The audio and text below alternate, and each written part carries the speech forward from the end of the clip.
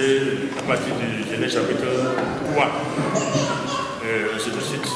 Nous verrons là où ça va terminer. Soyez confiants, remplis de l'Esprit Saint. Disposez-vous à cet esprit, il n'y a pas de panique.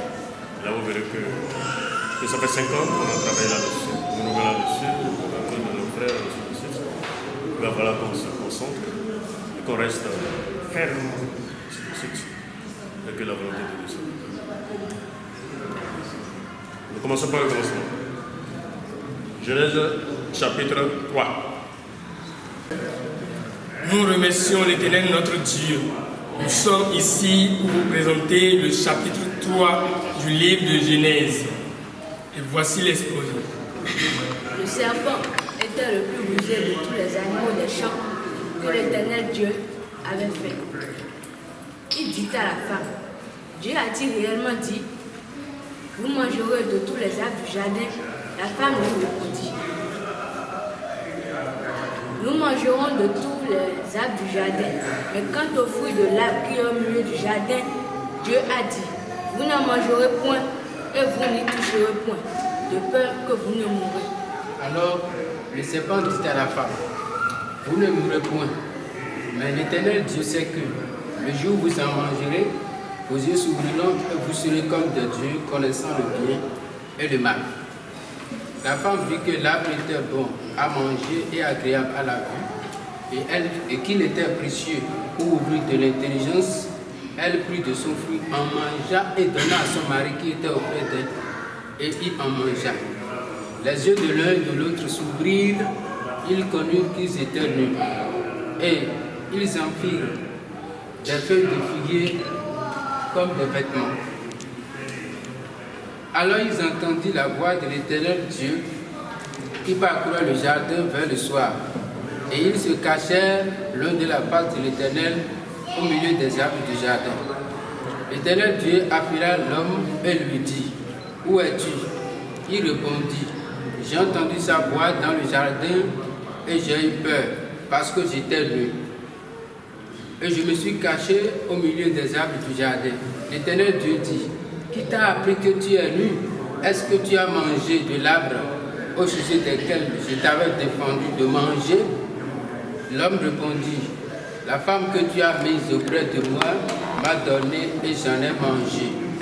L'Éternel Dieu dit à la femme, pourquoi as-tu fait cela? Elle répondit, le serpent m'a séduite et j'en ai mangé.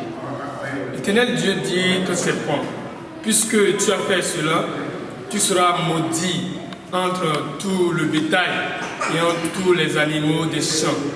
Tu marcheras sur ton ventre et tu mangeras la poussière tous les jours de ta vie. Je mettrai inimitié entre toi et la femme, entre ta postérité et sa postérité. Celle-ci t'écrasera la tête et tu lui blesseras le talon. Et dit à la femme, j'augmenterai la souffrance de ton enfantement et tu enfanteras dans la douleur. Tes désirs se porteront vers ton mari, mais il dominera sur toi. Et dit à l'homme, puisque tu as écouté la voix de ta femme et que tu as mangé de l'arbre au sujet duquel je t'avais donné cet ordre, tu ne mangeras point. Le sol sera maudit à cause de toi.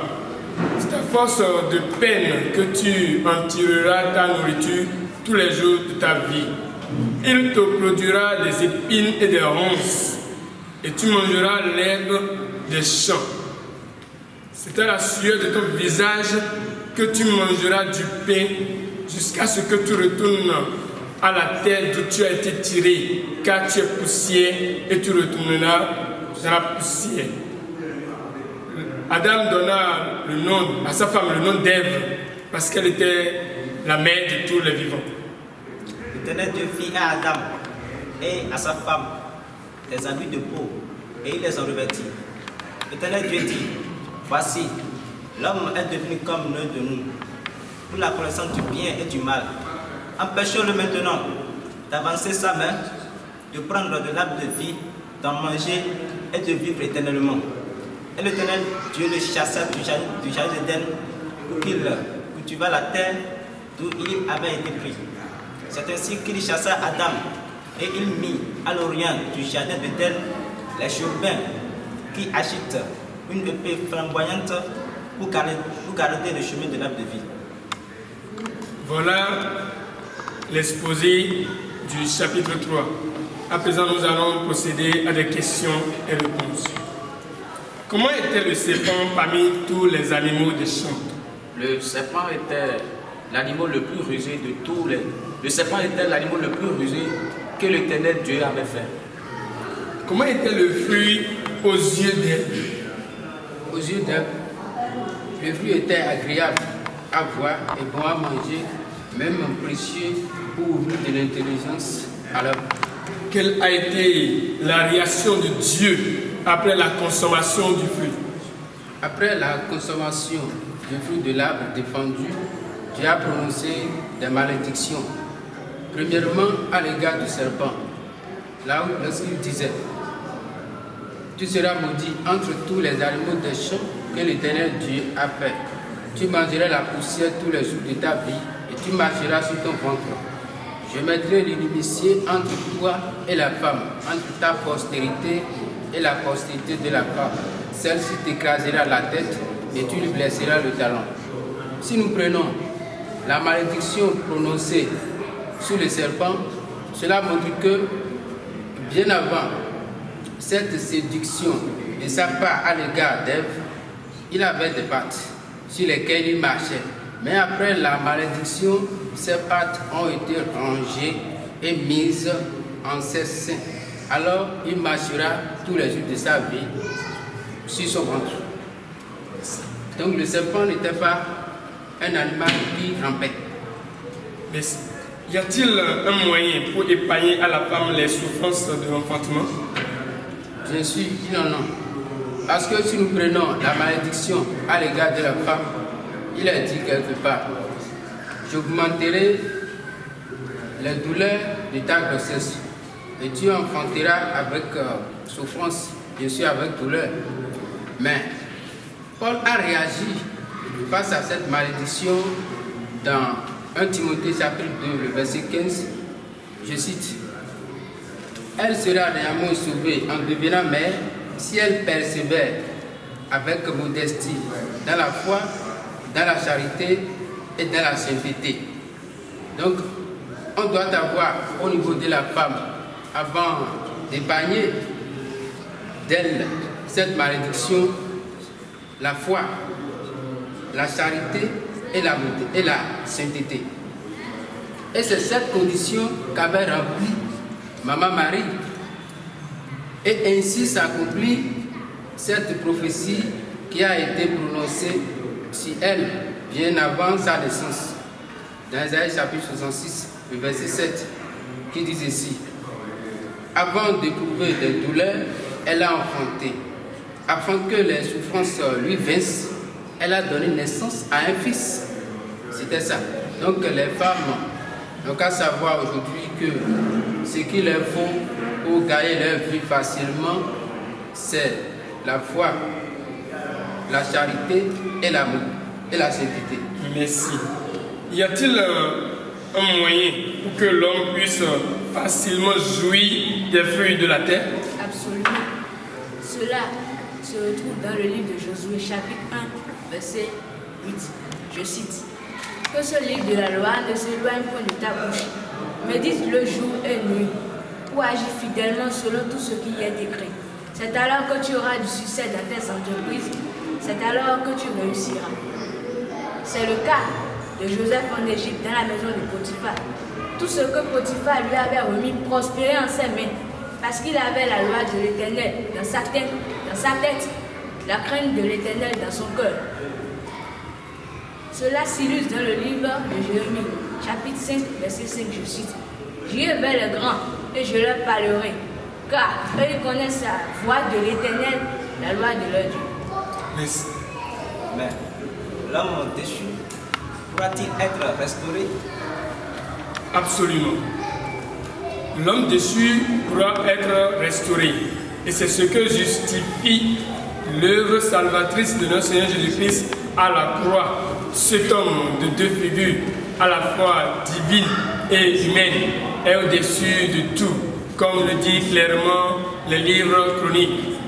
Aucune créature ne pourrait satisfaire pour nos péchés, car l'offense faite à Dieu par le péché est en quelque sorte infinie, en raison de la perfection de celui qui est offensé, Dieu. Il fallait donc un sacrifice de mérite et d'une valeur infinie, celui de Jésus-Christ, homme et Dieu à la fois.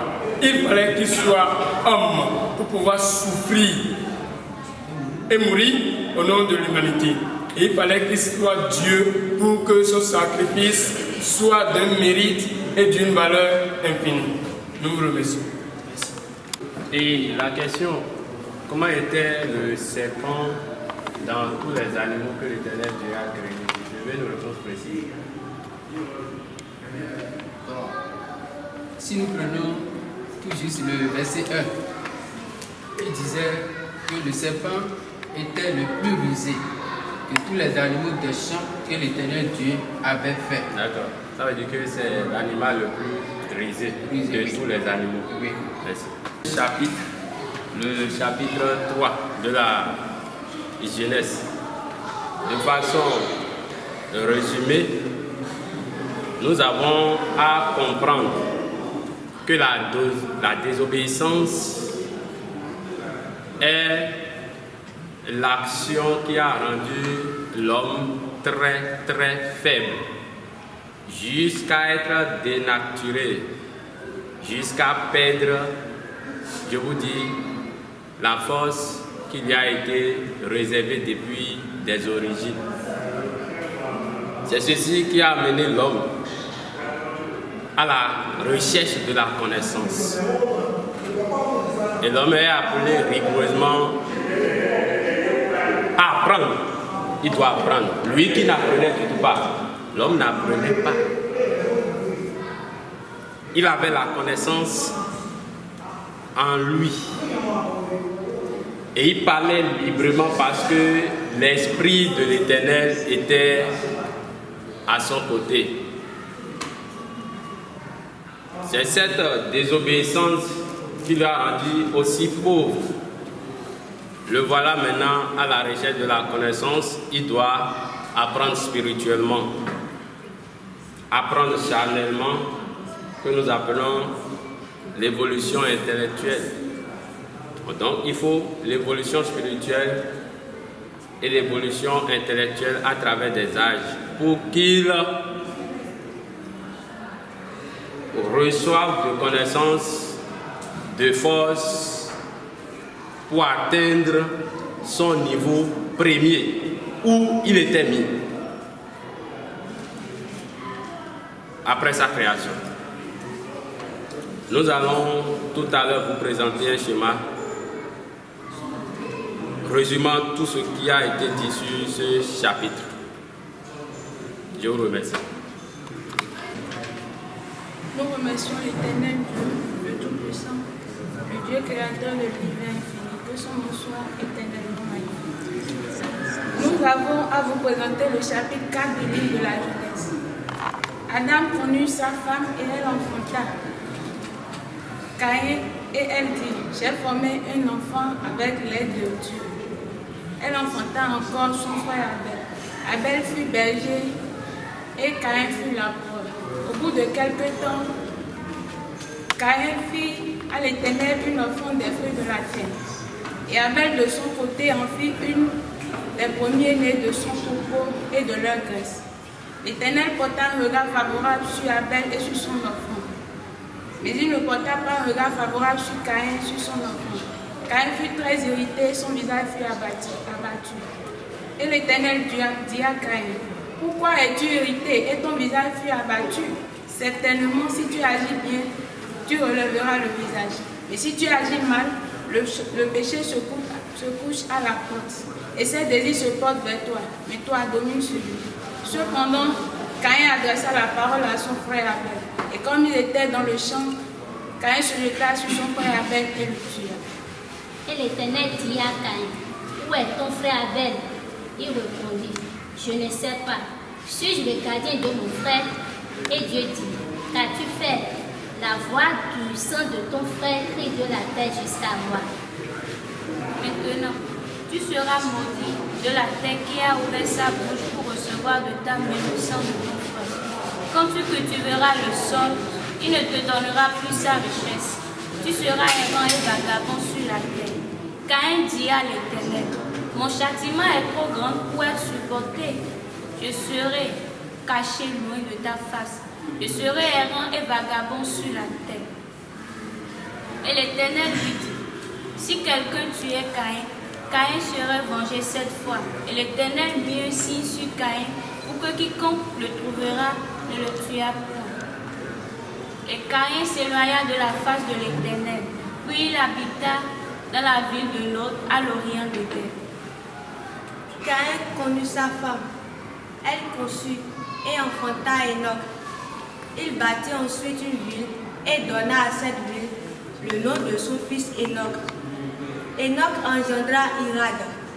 Irad engendra Mehujaël. Mehujaël engendra Methushaël. Et Methushaël engendra Lémec. Lémec prit 2 femmes. Le nom de l'une était Ada et le nom de l'autre Silla. Ada enfanta Jabal. Il fut le père de ceux qui habitent sous des tentes et près des troupeaux. Le nom de son frère était Jubal. Il fut le père de tous ceux qui jouent de la harpe et du chalumeau. Silla de son côté enfanta Jubal. Silla de son côté enfanta Tubal-Caïn, qui forgeait tous les instruments d'airain et de fer. La sœur de Tubal-Caïn était Naaman. Lémec dit à ses femmes, Ada et Silla, écoutez ma voix. Femme de Lémec, écoutez ma parole. J'ai tué un homme pour ma blessure et un jeune homme pour ma maîtrissure. Caïn sera vengé 7 fois et Lémec 77 fois. Adam connut encore sa femme et elle enfanta un fils et l'appela du nom Seth.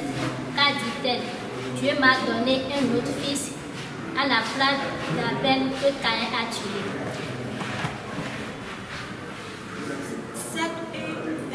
Seth eut aussi un fils et il l'appela du nom d'Enoch. C'est alors que l'homme commença à invoquer le nom de l'Éternel. Nous rendons continuellement grâce à l'Éternel vivant, créateur des cieux et de la terre. À travers le chapitre 4, il est question de la première offrande après la création. Caïn, le premier-né d'Adam, dans les versets 3, 4, fit à l'Éternel une offrande des fruits de la terre. Et Abel de son côté en fit une des premiers-nés de son troupeau et de leur graisse. Et l'Éternel porta un regard favorable sur l'offrande d'Abel, mais il ne porta aucun regard favorable sur l'offrande de Caïn. De là, Caïn a échoué parce qu'il n'a pas compris en offrant des aliments pourris à l'Éternel, créateur vivant des cieux et la terre, de la mer et de tout ce qui vit. Nous allons appuyer par le livre d'Hébreux chapitre 11, le verset 4 qui dit ceci. C'est par la foi qu'Abel offrit à Dieu un sacrifice plus excellent que celui de Caïn. C'est par elle qu'il fut déclaré juste, Dieu approuvant ses œuvres, et c'est par elle qu'il parle encore quoi que nous. À travers ce mauvais geste, Dieu parla à Caïn dans les versets 6 et 7 en disant, pourquoi es-tu irrité et pourquoi ton visage est-il abattu? Certainement, si tu agis bien, tu releveras ton visage. Mais si tu agis mal, le péché se couche à la porte et ses désirs se portent vers toi. Mais toi, domine sur lui. Quelle a été la réponse que Dieu donna? Quelle a été la réponse de Caïn à travers la question que Dieu donna à Caïn? Caïn a été grossier envers l'Éternel parce qu'il a répondu. Caïn a été très grossier, il a été malpoli parce que sa réponse envers le Créateur le Créateur très haut n'a pas été favorable car il dit, suis-je le gardien de mon frère? Puisque pour que tu me poses la question là où il est, donc nous devons faire très attention dans nos réponses. Envers nos proches, envers nos frères et envers tous ceux qui nous entourent, car nous ne sommes pas les seuls à adorer Dieu. Nous devons faire très attention. Et aussi, il y a quelque chose, quand l'Esprit parle, nous devons faire preuve de politesse, parce que Dieu est Esprit et nous avons à notre chaque le respect strict quand on entend parler de Dieu. Dans le verset 8 de ce chapitre, Caïn et son frère étaient tous deux dans les champs, mais Caïn tue son frère. Là, nous voyons que Caïn fut le premier meurtrier après la création et Abel fut le premier mort. Dans le verset 24 de ce chapitre, il a été dit, Caïn sera vengé 7 fois et les maîtres 70 fois 7. Est-ce qu'on tue le meurtrier? Non, on ne tue pas le meurtrier, car il est écrit, Dieu avait dit à Caïn, si quelqu'un tuait Caïn, Caïn serait vengé 7 fois. Les descendants du meurtrier seront punis 110 fois 7, déclarent les Écritures dans le livre de Samuel. 2 Samuel chapitre 3, le verset 29. Que ce sang retombe sur Joab. Je cite 2 Samuel 3, verset. Que ce sang retombe sur Joab et sur toute la maison de son père. Et qu'il y ait toujours dans la maison de Joab quelqu'un qui soit atteint d'un flux et de sang, ou qui s'appuie sur un bâton, ou qui tombe par l'épée, ou qui manque du pain. Dans la maison du meurtrier, on remarque que les maladies viennent de l'Éternel sur eux. Par exemple, l'écoulement du sang, les avortements et aussi d'autres maladies dont leurs noms ne sont pas mentionnés dans le livre de la loi. De ce chapitre, retenons que l'Éternel est le seul Dieu. Nous devons faire très attention à ce que nous offrons à l'Éternel, car il ne réclame rien de notre vie, car il a été écrit. Si j'ai fait, je ne te le demanderai pas, parce que je suis le créateur de l'univers. Donc, si nous voulons offrir quelque chose à l'Éternel, nous devons faire très attention. Il ne réclame rien de notre main. Mais n'oublions pas surtout qu'il ne prend pas plaisir dans les holocaustes et dans les offrandes, mais il prend plaisir dans l'obéissance à sa voix. Donc nous devons savoir que nous n'avons pas le droit de tuer. Car il est écrit dans la 6e loi, tu ne tueras point. Si quelqu'un verse le sang de l'homme, par l'homme son sang sera versé, car il a été formé à l'image de l'Éternel. Donc nous devons faire très attention de par nos comportements et de par nos faits et gestes. Nous remercions l'Éternel de les amener. Merci. De légèreté surtout toi. C'est comme ça qu'on parle ici. Vous avez oublié nos comportements, nos attitudes. Comment est-ce qu'on parle ici? Détermination, c'est comme ça. Bon, vous avez tout oublié alors. Et l'autre panique en parlant. On sent ça sur lui dans la voix. Quand quelqu'un panique, on ressent ça. Il faut être responsable. Le numéro suivant. Nous sommes le groupe chargé de vous présenter le chapitre 5 du livre de Genèse. Donc sans plus tarder, nous allons présenter les 32 versets de ce chapitre. Là, c'est la généalogie? Oui, la généalogie. Donc la parole à Hervé. Oui, le chapitre 5, versets 1 à 5 du livre de Genèse dit exactement ceci, je cite. Voici le livre de la postérité d'Adam. Lorsque Dieu créa l'homme, il le fit à la ressemblance de Dieu. Il créa l'homme et la femme, il les bénit et il les appela du nom d'homme. Les jours d'Adam furent 230 ans. Lorsqu'il engendra Seth, il engendra Seth et lui donna le nom selon sa ressemblance et selon son image. Tous les jours qu'Adam a vécu furent, après la naissance de Seth, furent de 800 ans lorsqu'il fut créé. Tous les jours, le verset 5 dit exactement ceci. Le verset 5 dit que tous les jours qu'Adam vécut furent de 930 ans, puis il mourut. Donc voilà le chapitre 5, verset 1 à 5 du livre de Genèse. Seth, âgé de 105 ans, engendra Enoch. Seth vécut après la naissance d'Enoch 807 ans. Il engendra des fils et des filles. Tous les jours de Seth fut de 912 ans, puis il mourut. Enoch, âgé de 90 ans, engendra Kénan. Enoch vécut après la naissance de Kénan 815 ans. Il engendra des fils et des filles. Tous les jours d'Enoch fut de 905 ans, puis il mourut. Kénan, âgé de 70 ans, engendra Mahalaleel.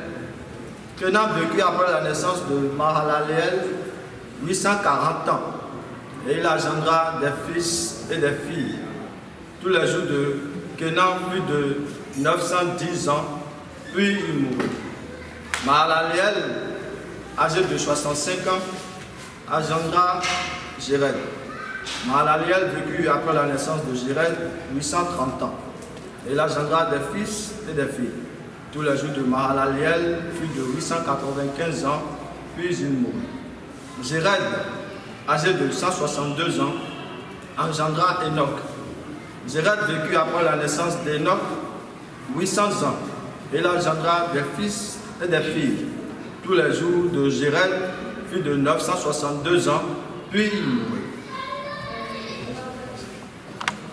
Enoch, âgé de 65 ans, engendra Methushélah.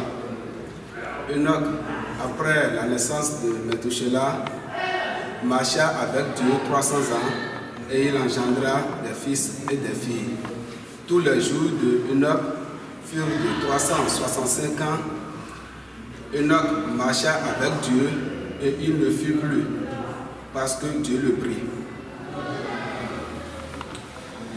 Methushélah, âgé de 187 ans, engendra Lémec. Methushélah vécut après la naissance de Lémec 782 ans et il engendra des fils et des filles.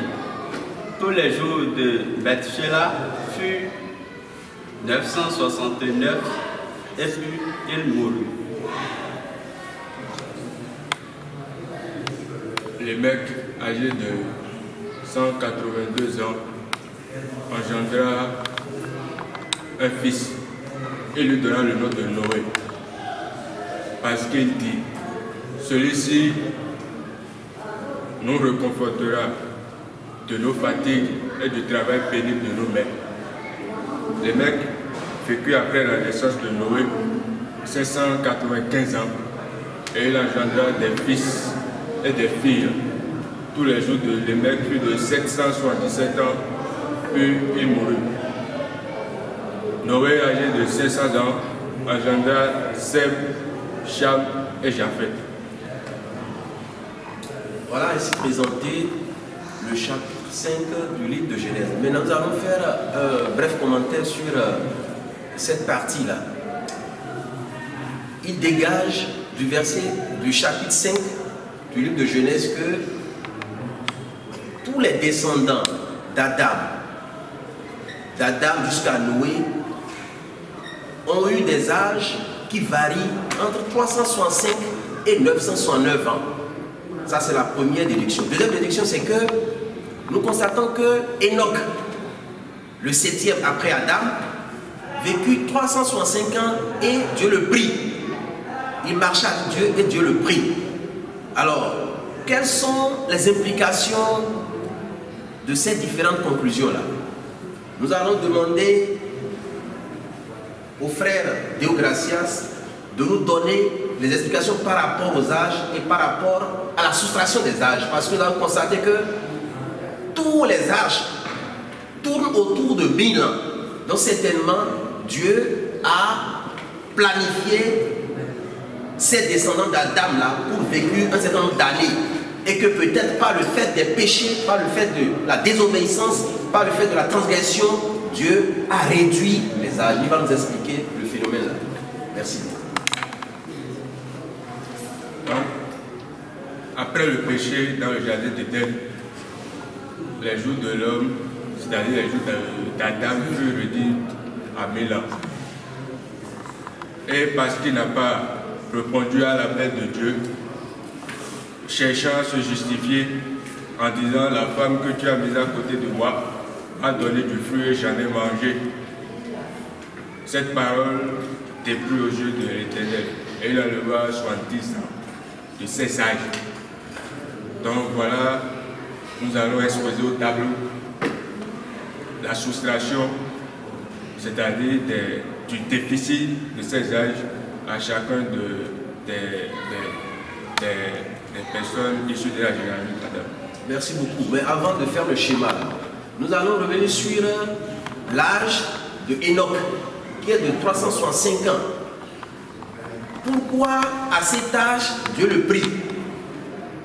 Alors, nous allons lire dans le livre d'Hébreux, Hébreux 11, à partir du premier verset, pour voir. Hébreux chapitre 11, versets 5 et 6.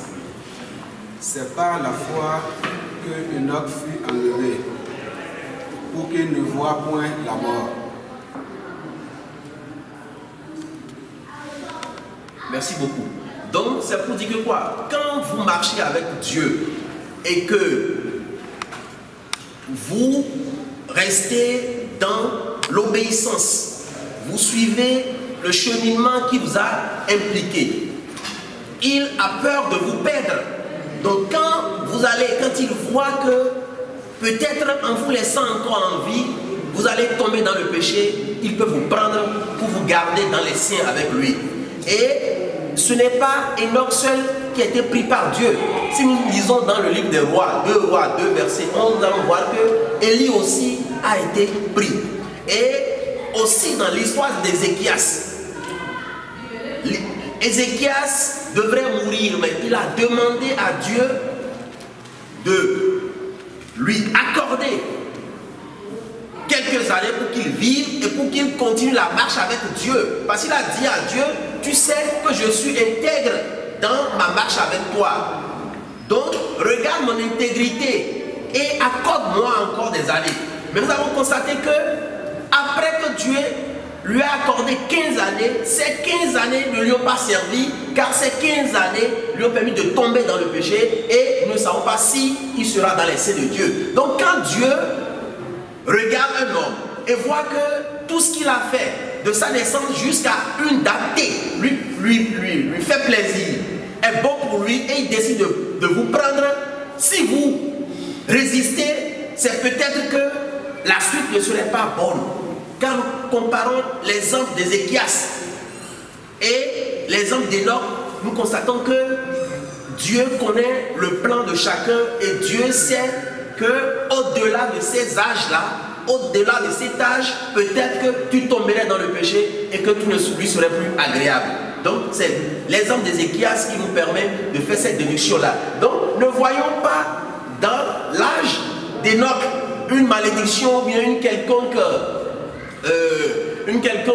envie de Dieu de ne pas lui permettre de bénéficier des fruits terrestres. Non, c'est parce que Dieu sait que en le laissant au-delà de 365 ans, il pourrait mordre au péché et puis ne plus rester dans son alliance. C'est pourquoi Dieu le prie. Donc le verset a insisté pour dire il marcha avec Dieu. Et si vous lisez pour les 9 autres descendants, nulle part il n'est écrit que tel marcha avec Dieu. Mais pour Enoch, on a insisté pour dire Enoch marcha avec Dieu et Dieu le prit. Donc c'est une grande bénédiction. Voilà, nous allons continuer. Nous allons demander à notre frère Hervé de nous faire le schéma de la généalogie d'Adam pour montrer les différents âges et la succession entre la postérité d'Adam. Merci beaucoup.